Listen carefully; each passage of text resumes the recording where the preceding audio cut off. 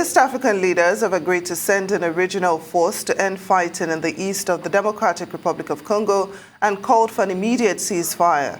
The move was announced by the Kenyan presidency after the 7-member East African community held talks in Nairobi on an upsurge of violence in the volatile region that has ensnared neighboring countries.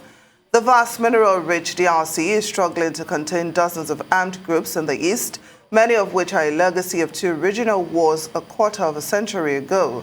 A recent flare-up of heavy fighting in the east has revived decades-old animosities between Kinshasa and Kigali, with the DRC blaming neighboring Rwanda for a resurgence of the M23 militia. Joining us to discuss the crisis in the Democratic Republic of Congo and the intervention by the East African bloc is ARISE analyst in East Africa, Mark Bichachi. Hello, Mark. Thanks so much for joining us on Newsday. Thank you for having me. You're welcome. Now, what more can you tell us about this agreement by East African leaders to send a regional force to the DRC? Well, this is a hallmark agreement given the recent tensions between Rwanda and the DRC, and the people of the DRC indeed trying to have actions against Rwandese in the country. What we know so far is that the DRC requested that the Rwandan military not be used in this particular operation, of course, given the relationship and the alleged relationship between M23 and Rwanda. We do not have details as yet of how much it's going to cost, who is going to fund it, or what is the exact number of troops that is going to be deployed. But it does have support of the regional leaders in the East African community. And President Kenyatta, who happens to be good friends with Tshisekedi, has also said that the country of Kenya will be leading this particular force. So we are looking forward to more details, but that's what we have as at now. Oh yeah, talk to us about the AU Commission President wanting an immediate end to this particular crisis.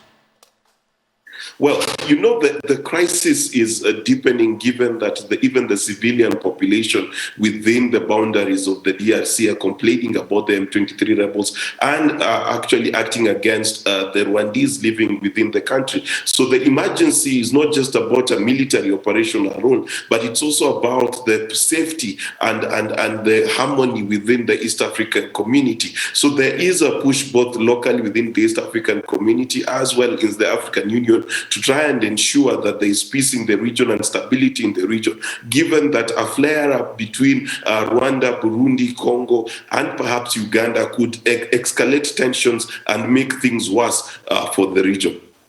Mark, with this crisis in the DRC and even the rise of terrorism across the continent, isn't it time to reopen conversation on the African standby force, which the African Union declared was ready for rapid deployment in 2016, but 6 years later is yet to be deployed?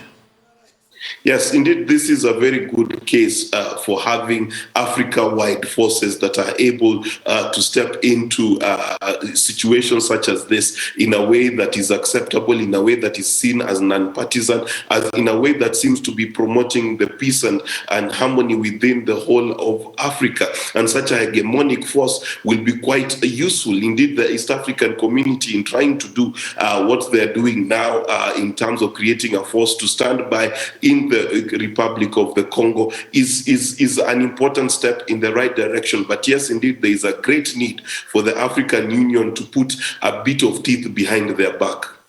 All right, talk to us about this regional leaders speaking about hate speech and also the threats to genocide. They are saying that if we want to see massive progress, all this must stop.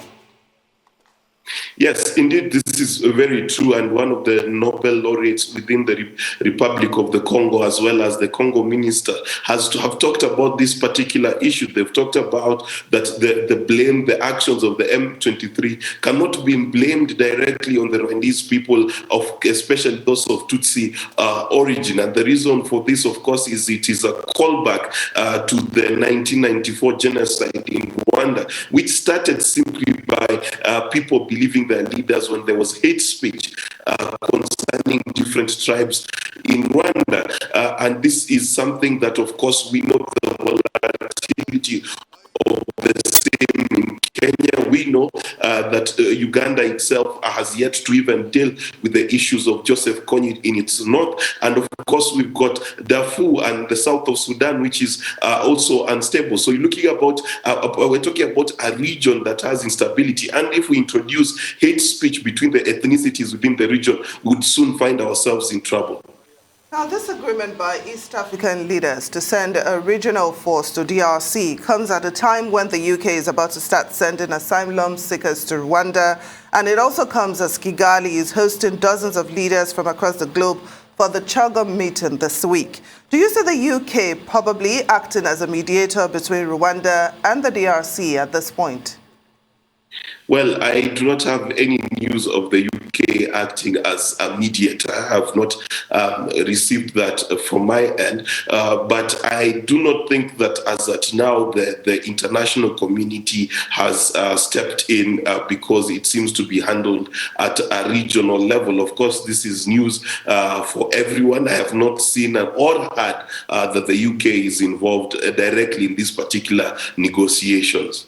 All right, I want to say many thanks to you, Mark, for your time here on Newsday.